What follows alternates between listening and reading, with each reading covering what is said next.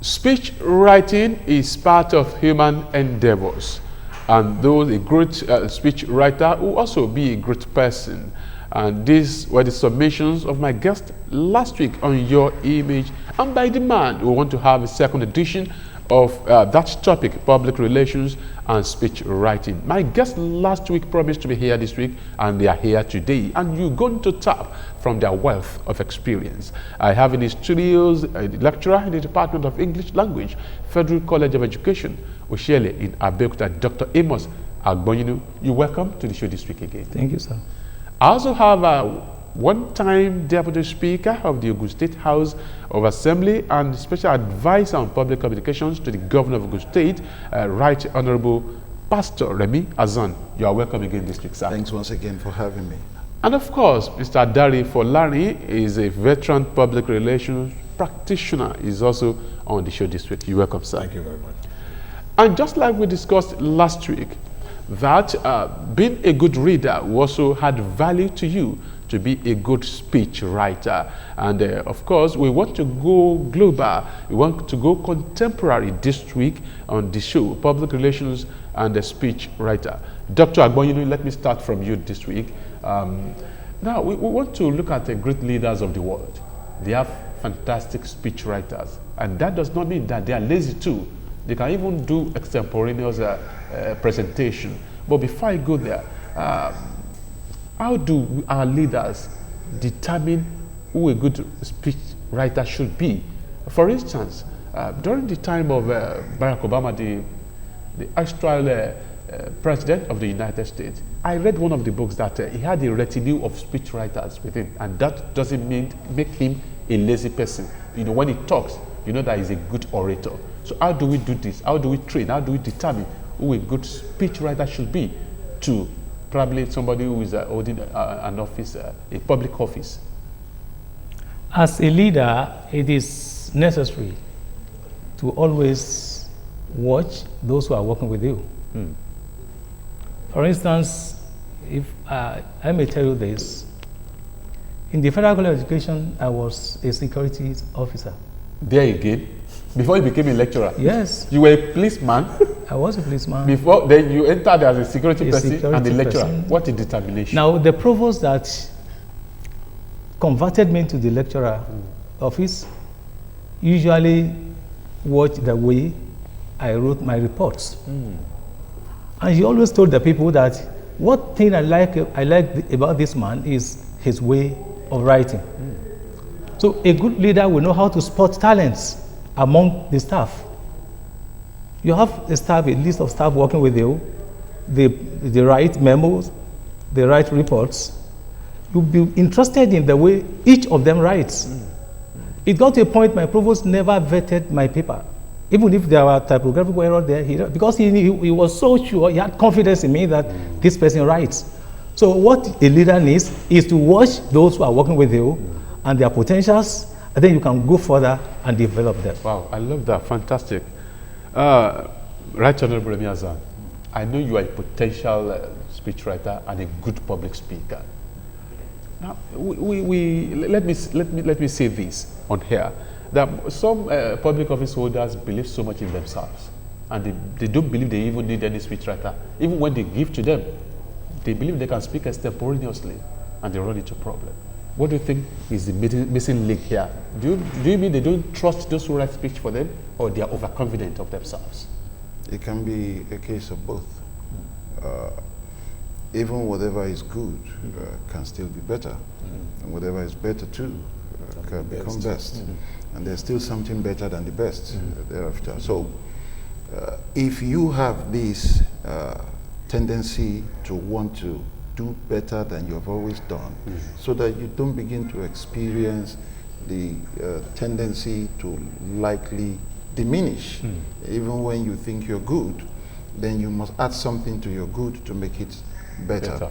Therefore, those who are working with you, to start with, before you brought them in, you must have been convinced that these ones can add value to this aspect of my duty, post and assignment. So if you have brought them in, letting them remaining idle is not even good for their own professional growth. So that nonsense that you probably have at the back of your mind that they have, there is still sense in it. Take that sense and add to the much that you have and go and be the better leader out there that you should be. Completely jettisoning what your staff can add to what you have is going to make you decline without you knowing. And it is the listening public that will now know this, yet it is still the same staff you will subject to the damage control thereafter. And they could have saved the situation when it mattered most. So no matter how good any principal is, always subject even that mindset you have and give to your retinue of staff and say, let me have your input to this thing.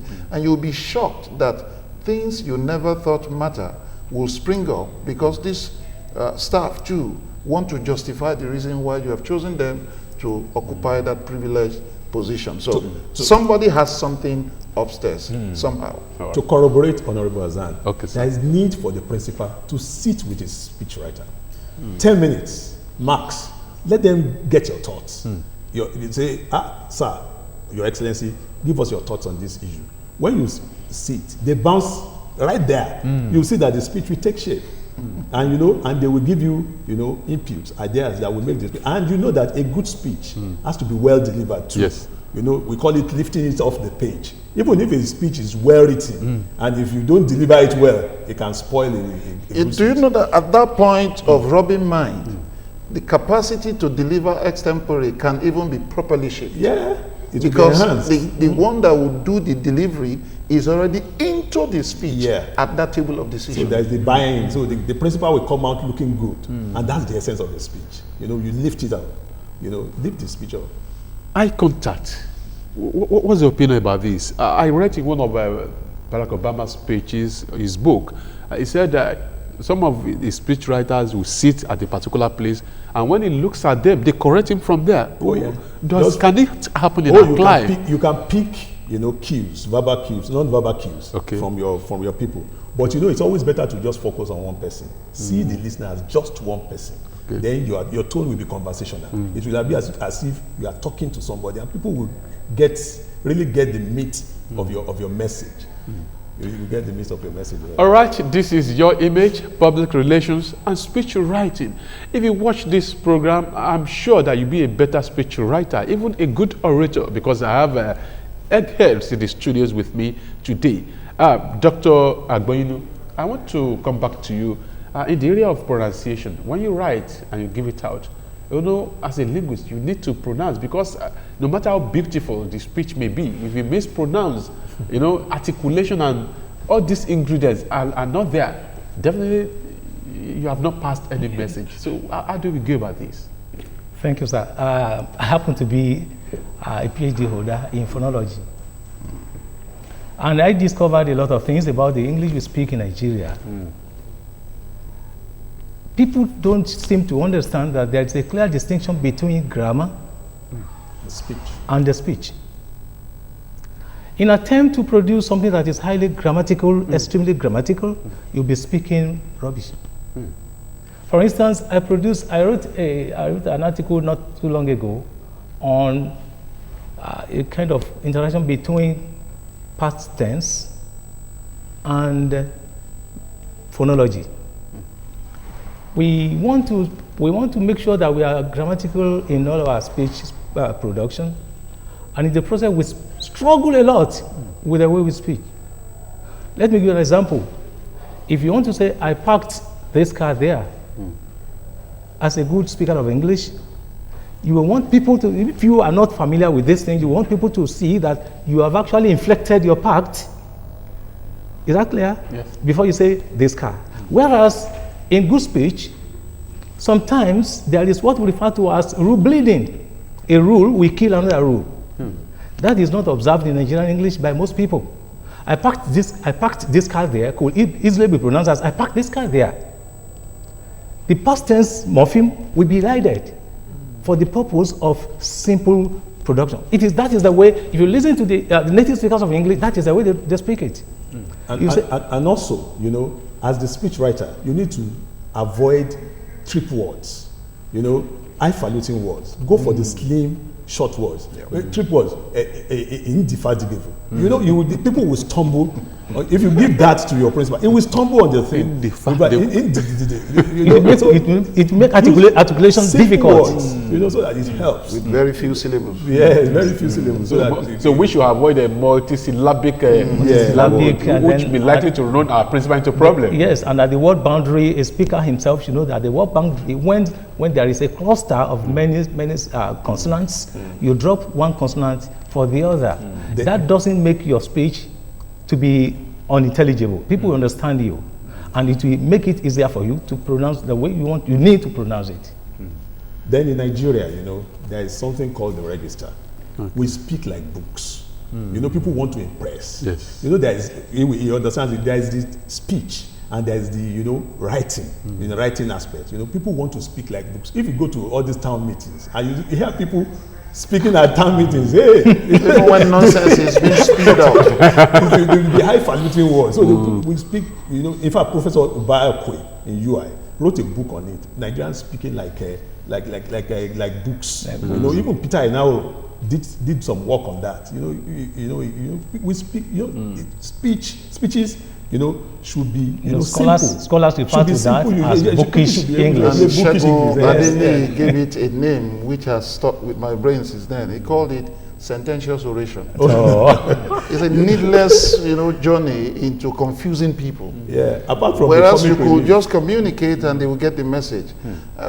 One time member of the National Assembly who was doing that was the only reason why his people did not also return back to that. Because he was busy impressing the audience, whereas those at home are disconnected from the real representation that was meant to do. Was he communicating, if I may ask you, was he communicating as a That's the sententious oration we're talking about. He was speaking for himself. He was trying to impress, and at the same time, like he said, comic relief. Because those who hear will just listen to laugh. They're not listening to get any message. Now, sir, Right Honorable, I'll still come back to you. Do you take time to correct your principal, probably in terms of pronunciation, or when you sit one-on-one with him, do you say, okay? You can't do that when the delivery is going on. No. I mean, pre. Of course, if you notice, because there are some people that are used to some line of pronunciation that does not meet with global best practice. Yes. And if you see your principal has stuck to that, you can subtly look for the time that he is in his best mood and just throw that in. That this is the right thing to do concerning this. And you say, wow, I didn't know. Because if you do that when the time is not right, you may get your fingers burnt. Wow. Yeah, leaders should also convert, you know, corrections. That's what. Yes, yes. I want to direct that question to you as your principal, of course, and then you are a professional. Because some of us who are in this trade feel, like you said, you know, feel intimidated to correct them. Tact. That's what we said. You should use tact. You know, even if you're going to correct, not to disgrace your principal, you don't allow him to lose face. You correct him with tact, and you can scribble something. This is then when you are one-on-one, you can say, Excellency, or something. This is like this, and it will take it. No, all leaders want feedback.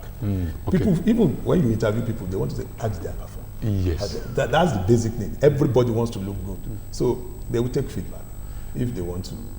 And that to PR practitioners themselves, to PR practitioners, they have a lot of things to do. You know, if you don't have the knowledge of that job, there's no way. That's why we say public relations should be a management function. But unfortunately, it's not. Well, we are getting there. Okay. People are getting to respect PR practitioners. You know, you should sit there. You should have a front row seat. You shouldn't have a back row seat. So you should be there while decisions are being made, so that you can quickly correct. You know, just a bad word, a bad phrase can damage the whole speech. So once you are there and you quickly, sensitize them. Sorry, let's get another word because of the nuances of word, because of semantics. All right, you're watching Your Image, Public Relations and Speech Writing. Of course, we can get big feedback from you on PR Primers and OGTV here. Also, we're live on YouTube. Just click PR, Your Image, You can even watch us after this time. You can enjoy my guest on the show. Let me go back to Dr. Amos. Some time ago, I think sometime last year, some words were introduced into Nigerian linguistics, so to speak, Danfo and the rest of them. As a linguist, these are really allowed. We are used to some languages in Nigeria. You say Okada, you say Danfo and the rest of them, and some were actually introduced into, let me say, African dictionary. Not even English dictionary. It was Exactly. In the Yes, first, accepted. thank you, sir. What we should understand in the first instance is that the lexicon of English is a conglomerate of languages, Various words from languages. several languages in the world, right from the beginning. The first instance, even at the beginning, the origin of English itself, it was a conglomerate of about 3 different languages, and that is how English continued to borrow from several parts of the world. And that is why the English language, to me, I tell my students that English is a world language in 2 senses. In the first place, it is a world language because it is used in many parts of the world. Secondly, it is a world language because all parts of the world donated their words into the English lexicon. That's why it is. So if more words are still coming into the English lexicon, it is normal. It's normal. Now, there was a time when some linguists went into argument over what should be the quality of the spoken English across the world. Braj Kashru, an Indian linguist, replied, one of the American linguists, that, look, the English language is the language of the world, and the version spoken by regions, various regions, is the English that belongs to them. And so Nigeria has Nigerian English, Ghana has Ghanaian English, and so it is. Besides, they themselves, even they write these words into the English dictionary, knowing fully well that language is for all of us. So there's nothing wrong about it. Okay, let me now ask you this question. It's yes or no. Yes, now, if this Nigerian English, if your students write them for you in the exam, will you penalize them? Like Okada, Danfo? All right, thank you. If it is already in the dictionary of English, Yes. if you use it, there's nothing wrong about it. And then it Is can it be now? for granted. You quote it. Yes. When You see, write that's why I love the game of Scrabble. Oh, And when you get onto the game, the Scrabble board, and you are playing with someone who is indeed a professional Who par is excellence, versed, yes. some words that you will challenge, you will go into the English dictionary and find it there. Yeah. And you will be wondering at That's what why I point like was the such a challenge and word lose tongue. introduced. Challenge and So lose your tongue. one of the things that we also encourage those who are listening to us is play Scrabble. Yeah, Go play the game online, of Scrabble. play Scrabble on the computer, and better your understanding of the English language. A lot of words exist that you are not even aware are in existence. That way, you broaden the horizon of your understanding of English language. how do you speak the mind of your principal? I still want to ask you a question. He said something the other time that sit down with your principal. What is flow of thought? You haven't known is flow of thought. At times you speak the mind of your principal. How do you do this? First is you must be close to the one you speak for. You can't speak for anyone that you are distant from. And when you are close to your principal, you already understand his psyche and his basic understanding and disposition to certain issues. Those are the ones I call certainties. Then you move to the variables. Okay. The variables will be more like spur of the moment kind of situation thing. In that one, you must be able to physically gauge his opinion, and you have to sit at the table and know exactly what his mindset or thoughts are. I'll give you an example. Last year, in the course of the COVID pandemic, there was a controversy that arose concerning the issue of children from government-owned school having COVID test free, and those from private school having to pay for the COVID test and what have you. Now, that's alien to our culture. It's not something that has been the pattern over time. Under that, you have to sit down with your principal. Now, whatever he tells you, you too, who is closer to the public out there, you'll be able to gauge the mood out there and say, sir, notwithstanding what you thought, this is what is out there. Let's marry the two together. Let's have a midpoint where by the time we go out there, we'll be able to douse this tension. You cannot speak for the one you are distant from. It doesn't happen. Thank you very much. You cannot work for the person you are distancing yourself from. That's a very good one. Mr. Adelef, as a PR practitioner, what should be the role of the Nigerian Institute of Public Relations as well as speech writing is concerned? Oftentimes, most of their trainings and seminars are not tailored towards speech. Something is missing there. What they do is probably they do induction, they organize a seminar that, and this is very key. It's speech important. writing should be given a pride of place in training, PR training and everything, because this is how you are going to, get your principal to look good. You want your principal to look good, and it is by allowing him to communicate what he has to do, what he intends to do. There's no way people can know what he wants to do except he communicates it very well and communicates very well. So this in communication, you need to go into deep into his thoughts, his desires, and then bring it out for the people. And you bring it out within a short time. That brings us to the length of the speech. Speeches should not be too lengthy. You should just go for it. The opening, the body. Like the mantra that we have. Tell them what you are going to tell them.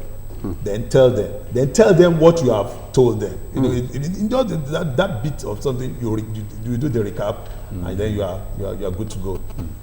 Thank you very much.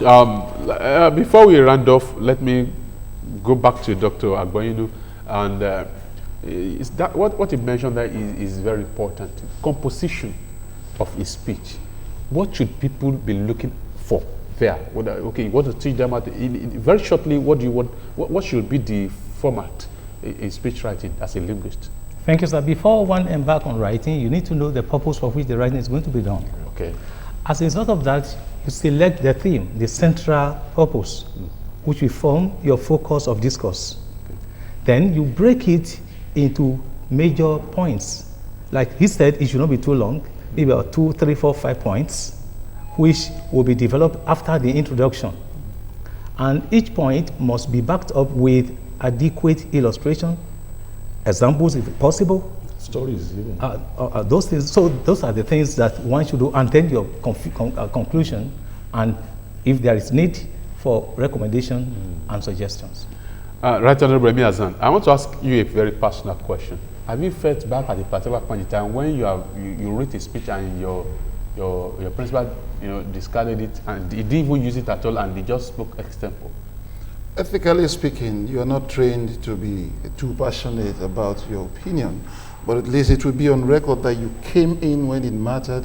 It's just that your opinion at that time didn't matter. A very quick one before we round off. The final message to our audience. Well, speech writing is fantastic, and it's a way that we tend to make our principals look good. So it's something that I want to urge our PR practitioners to continue to read. To continue to read, to better the last speech that you wrote. It's because, like you said, good must be better and better must be best. Right, Honorable, a very quick one. Well, to those who have not yet imbibed the culture of reading, that is the foundation. Desiring to be a good speechwriter or a good public communicator doesn't come accidentally. You just must pay the price. Read to lead. And finally, Dr. Agboyinu. Well, I would rather want to speak about presentation of speech for the fact that if you have written a very good speech and it is not properly presented, there will be a problem. So, for one to present a good speech, you must present yourself to the audience first. You may start with an anecdote that will draw their heart to you so that you carry them along. And sometimes you may need to introduce code switching, because we don't have to be rigid about the use of English language in some situations, depending on the community you are interacting with. All right, and this is where we draw the curtains of this week's edition of Your Image, Public Relations and Speech Writing. I'm sure that today will remain indelible in your memories because you have learned so much from the erudite scholars and professionals that came to the show today. I want to say a very big thank you to Dr. Amos Agboyinu, a lecturer in the Department of English Language for the College of Education, Oshele in Abeokuta. Thank you so much, Doc, for being part of the show. Thank you for. And I want to say a very big thank you to one-time Deputy Speaker of the Ogun State House of Assembly, and now the Special Advisor Public Communications to the Governor of Ogun State, Right Honorable Pastor Remi Azan. Thank you so much, sir. Thanks for having me. And Mr. Dari Folani is part of us. He's a veteran. Thank you so Always much. a pleasure. Thank you very much. Until we meet next week, God willing, you are the brand people look for when you make a good speech. So learn how to be a good speech, right? Until we meet next week, God willing, God bless you.